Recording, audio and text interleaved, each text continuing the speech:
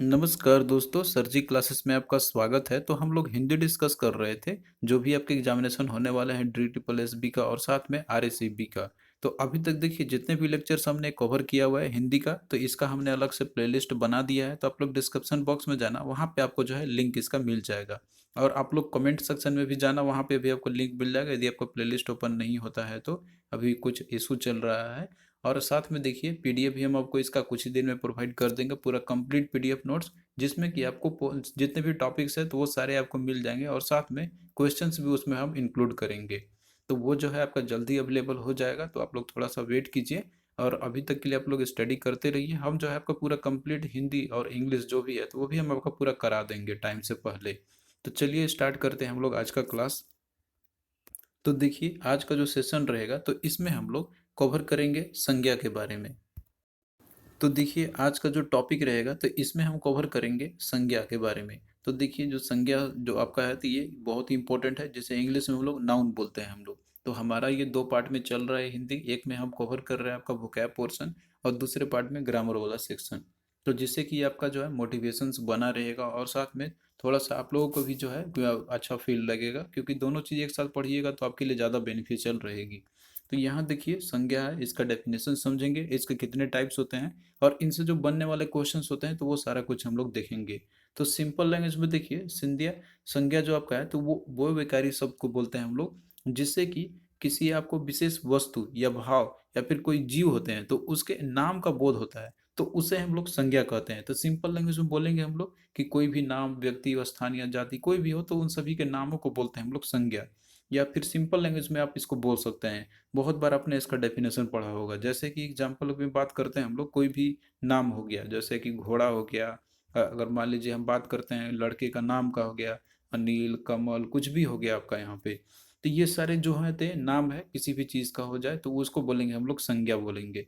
अब देखिए जो संज्ञा आपका रहता है तो इसके जो है बहुत सारे टाइप्स होते हैं, तो इनके अलग अलग मान्यता के अकॉर्डिंग इनका टाइप्स कैटेगराइज किया हुआ है। जैसे कि प्राचीन मान्यता के अकॉर्डिंग अगर देखा जाए तो इसके देखिए टोटल 5 भेद होते हैं। जैसे कि आपका जातिवाचक संज्ञा हो गया, व्यक्तिवाचक संज्ञा हो गया, भाववाचक संज्ञा हो गया, समूहवाचक संज्ञा हो गया और द्रव्यवाचक संज्ञा हो गया। लेकिन आधुनिक मान्यता के अकॉर्डिंग जो है इसके 3 ही जो टाइप्स होते हैं उसी को रिकॉग्नाइज किया गया हुआ है, जिसमें कि आपका पहला है जातिवाचक संज्ञा, दूसरा है व्यक्तिवाचक और तीसरा आपका है भाववाचक। इन्हीं को इम्पोर्टेंस दिया गया हुआ है। लेकिन हम लोग जो है यहाँ पे जितने भी इम्पोर्टेंट है उन सभी को देखेंगे हम लोग, जिनसे कि क्वेश्चन आपका बनता है एग्जाम में। तो मेनली देखिए जो संज्ञा आपका रहता है तो इसमें हमने आपको बताया था कि ये जितने भी जो भी जीव होते हैं या फिर कोई भाव हो गया, कोई वस्तु हो गया तो उनके नाम को बोध कराता है। तो इसमें से आपको क्या क्या हो सकते हैं, जैसे कि यदि हम प्राणियों के नाम के बारे में बात करते हैं, कोई भी हो गया प्राणी का नाम, मोर, घोड़ा, अनिल, किरण हो गया। इसके अलावा जितने भी वस्तुओं के नाम होते हैं, अनार, रेडियो, किताब, संदूक।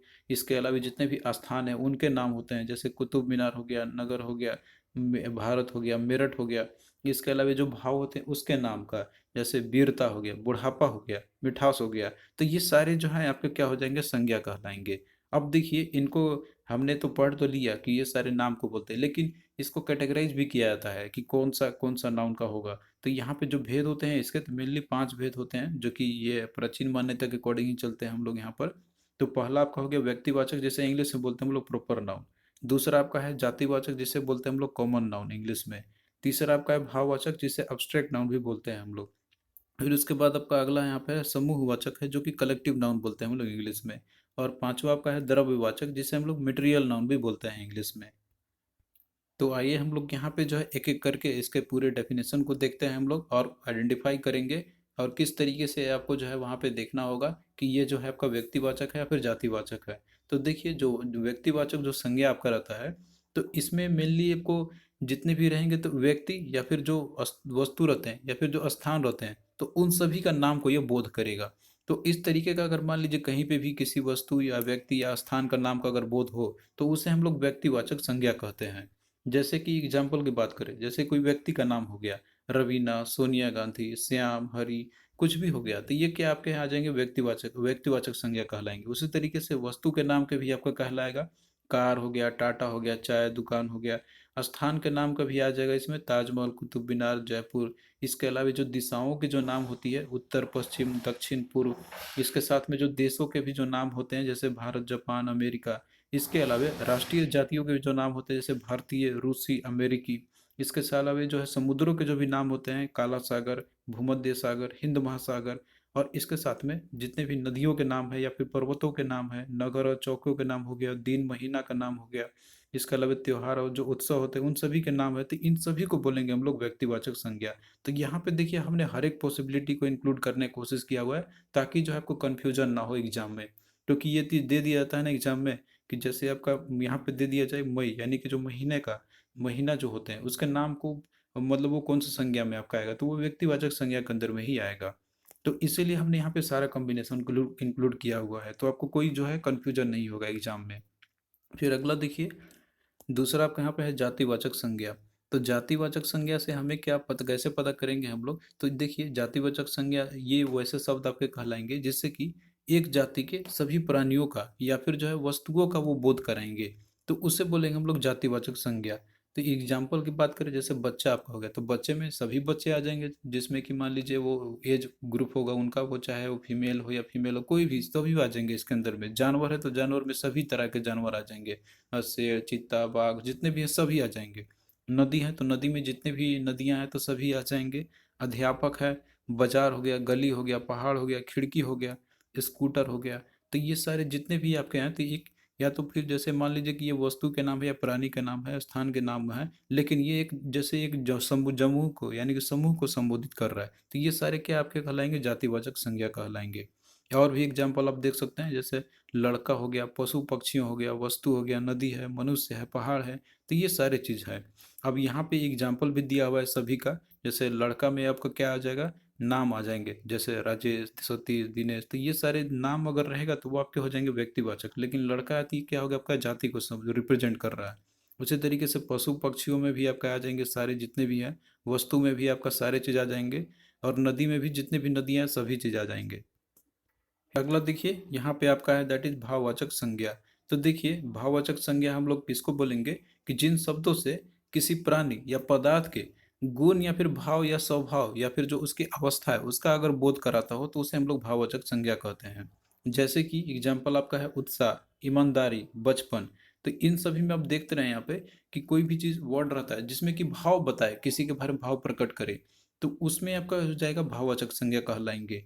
अब यहाँ पे एग्जाम्पल के थ्रू भी आप देख सकते हैं, जैसे दिया हुआ है आपका यहाँ पर एग्जाम्पल के तौर पे आप देखिए, इसमें कोई भी एग्जाम्पल रहेगा कि वो बहुत ईमानदार है, तो इसमें क्या बता रहा है, उसके भाव ही बता रहे हैं कि जैसे उसके बता गुण के बारे में बताया जा रहा है कि वो बहुत ही ईमानदार है। तो आप इस तरीके से जो वर्ड आपको मिलेंगे तो इसको आप जैसे यूज करके भी बता सकते हैं। अब मेनली देखिए, जैसे कुछ इंपॉर्टेंट वर्ड रहते हैं जिसको आइडेंटिफाई आपको करना रहता है, और इसको देखते ही आप पहचान जाइए कि ये मेरा भाववाचक है। तो इसमें मेनली आपका जैसे उत्साह आपका हो गया, ईमानदारी हो गया या बचपन हो गया, तो ये सारे आपके मेन भाववाचक संज्ञा कहलाते हैं। इसके अलावा और भी बहुत सारे आपके रहते हैं जिसमें कि आपका थकान हो गया, मिठास हो गया, बुढ़ापा हो गया, गरीबी हो गया, आज़ादी हो गया, हंसी हो गया, चढ़ाई हो गया, साहस है। तो ये सारे जितने भी आपके हैं, तो ये सारे के सारे जो है ना आपके, तो ये सारे भाववाचक संज्ञा होते हैं। अब देखिए यहाँ पे कुछ इम्पोर्टेंट जो रहता है आपका एग्जाम पॉइंट ऑफ व्यू से कि भाववाचक संज्ञा को बनाना भी होती है।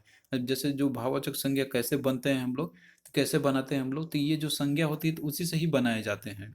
जैसे भाववाचक संज्ञा बनाने का कुछ आपके रूल, वो आपके में भी किसी भी तरह का हो सकते हैं। जैसे आपका भाववाचक संज्ञा का निर्माण जो है, तो ये जातिवाचक संज्ञा से भी हो सकता है, विशेषण से भी हो सकता है, क्रिया से भी हो सकता है, सर्वनाम से भी होते हैं, और अव्यय शब्दों से भी ये बनते हैं।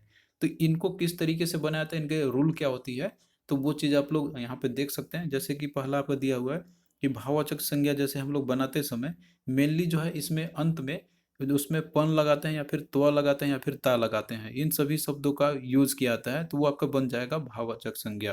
तो इसमें आप रूल देख सकते हैं, पहला यहाँ पे दिया हुआ है कि जैसे जातिवाचक संज्ञा है, तो इसको अगर हमको भाववाचक संज्ञा में कन्वर्ट करना होगा तो इसको किस तरीके से किया जाता है, यहाँ पे कुछ दिया हुआ है। जैसे जातिवाचक संज्ञा स्त्री है, तो स्त्री जाति को संबोधित कर रहा है, लेकिन इसे हमको भाववाचक में बदलना होगा तो क्या करना होगा, इसमें त्व लगाते हैं हम लोग, जैसे स्त्रीत्व, यह क्या बन गया उसका भाववाचक। अब उसके तरीके से आप और देख से मनुष्य है, तो मनुष्य आपका क्या है, जातिवाचक है। अगर इसको हमको बनाना होगा भाववाचक संज्ञा तो इसमें क्या लगाएंगे हम लोग, मनुष्य में ता आपका लग जाएगा, तो ये बन जाएगा आपका भाववाचक, दैट इज मनुष्यता। भाई है तो भाईचारा आपका बन गया, इसमें चारा वर्ड हमने लगाया। पुरुष है तो पुरुष का पुरुषत्व हो जाएगा या फिर पौरुष हो जाएगा, ये बन गया इसका भाववाचक संज्ञा।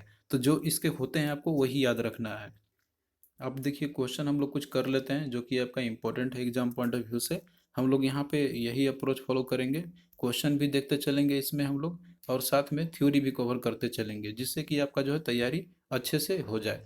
हमारा यही टारगेट रहेगा हर एक सेशन में, क्योंकि क्वेश्चन जब आप लोग करते हैं ना तो वहाँ पे आपको थोड़ा सा कॉन्फिडेंस आएगा कि हाँ जो हम पढ़ रहे हैं तो वो हमको ईजिली समझ में आ रहा है। तो यहाँ देखिए क्वेश्चन आपका है कि निम्नलिखित शब्दों में संज्ञा कौन सा है, तो आपको इसमें बताना है कि इसमें से संज्ञा शब्द कौन सा है। तो इसमें देखिए दिया हुआ है, वह हो गया, देखा हो गया, कामना हो गया और पीला हो गया। तो इसमें देखिए ये जितने भी वर्ड आपके दिए हुए हैं तो ये तो जैसे आपका अलग अलग है, लेकिन जो पीला वर्ड आपका है तो ये आपका क्या एक संज्ञा शब्द है। तो राइट आंसर क्या आपका हो जाएगा, ऑप्शन डी हो जाएगा, जो कि कलर का जो रंग होता है उसको रिप्रेजेंट कर रहा है। तो नाम का जैसे कोई बताए आपका तो वो आपके आ जाएंगे क्या, संज्ञा में आ जाएंगे। तो राइट आंसर क्या आपका ऑप्शन डी हो जाएगा यहाँ पर। फिर अगला देखिए दिया हुआ है कि हवा कैसा शब्द है। तो हवा आपका क्या किस कैसा शब्द, ये क्रिया है या विशेषण है, सर्वनाम है या फिर संज्ञा है। तो देखिए हवा जो है तो ये आपका एक संज्ञा है यहाँ पे। द राइट आंसर क्या आपका हो जाएगा, दैट ऑप्शन डी हो जाएगा। नेक्स्ट देखिए यहाँ पे आपका दिया हुआ है कि निम्नलिखित में से कौन सा भाववाचक संज्ञा का उदाहरण है। तो भाववाचक संज्ञा कौन सा है आपको बताना है। इसमें देखिए दिया हुआ है नर्मदा, नर्मदा दिया हुआ है, नारी दिया हुआ है, बारीकी दिया हुआ है और गुच्छा दिया हुआ है। तो इसमें देखिए नर्मदा हो गया आपका और नारी हो गया। तो नर्मदा तो आपका ये तो अब जैसे अब व्यक्तिवाचक का नाम हो गया, मतलब नदियों का नाम है। नारी आपका हो गया, ये आपका ये जैसे जातिवाचक हो एग्जाम्पल हो गया।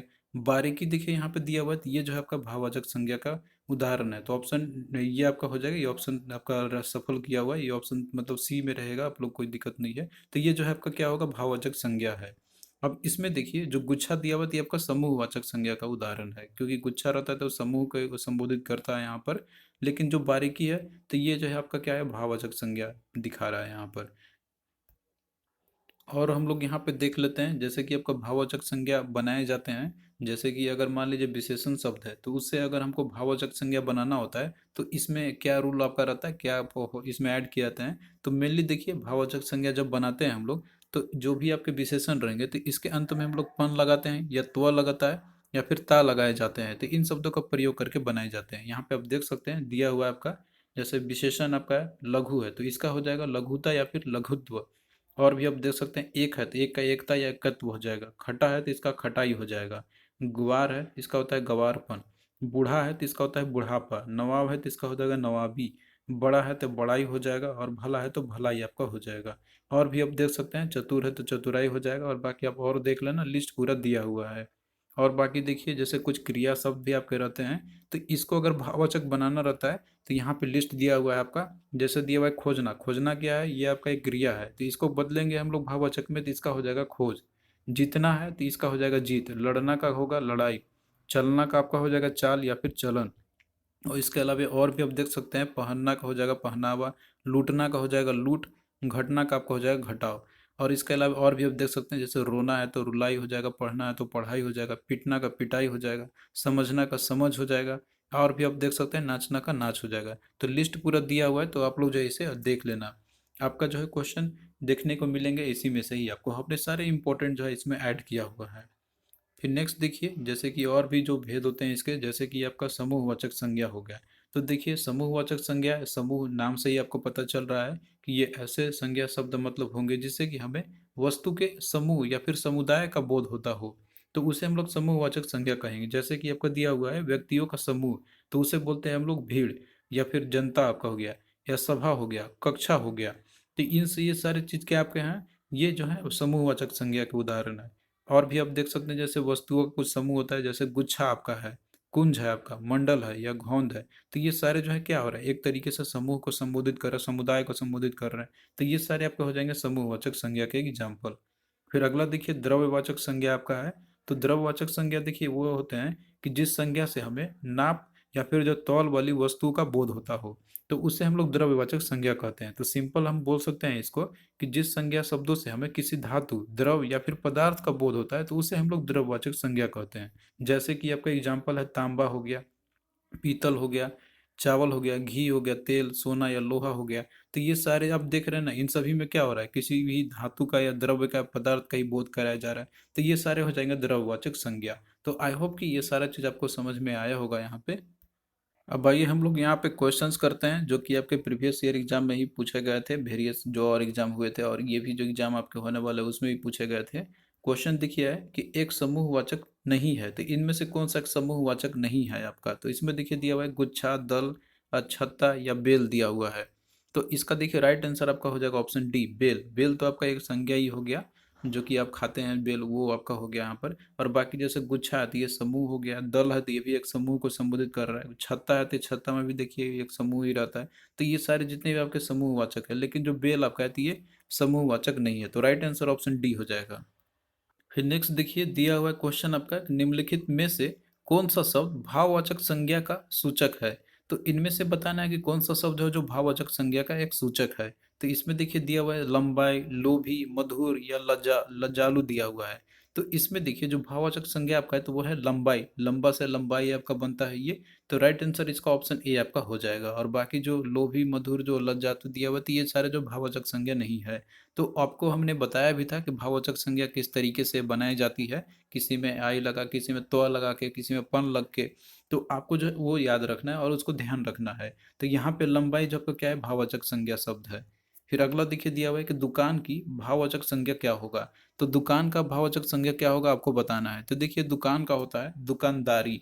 तो ये है आपका ऑप्शन बी, राइट आंसर आपका हो जाएगा। अब जैसे दिया हुआ है दुकानदार, दुकानदारी या दुकान वाला, तो ये तो है मतलब कोई पर्सन को रिप्रेजेंट कर रहा है, जो कि होता है खासकर। दुकानदार है तो जो बेचने वाला वही हो गया, दुकानदारिन हो गया मतलब कि जो फीमेल है वो उसको बुलाता है, दुकान वाला जो पर्सन है उसी को ही बुलाता है। लेकिन दुकानदारी क्या है आपका, ये भाववाचक संज्ञा है जो कि बनाते हैं हम लोग। तो राइट आंसर ऑप्शन बी आपका यहाँ पे हो जाएगा। तो आपको जो है इसी तरीके से पढ़ते चलना है, और हम आपको जो लेक्चर है डे टू डे बेसिस पे प्रोवाइड करते रहेंगे। और टारगेट है हमारा कि जल्द ही इसको पूरा फिनिश कर देने का, जिससे कि ये जो है आप लोग भी अच्छे से तैयारी कर सको बाकी और सब्जेक्ट में।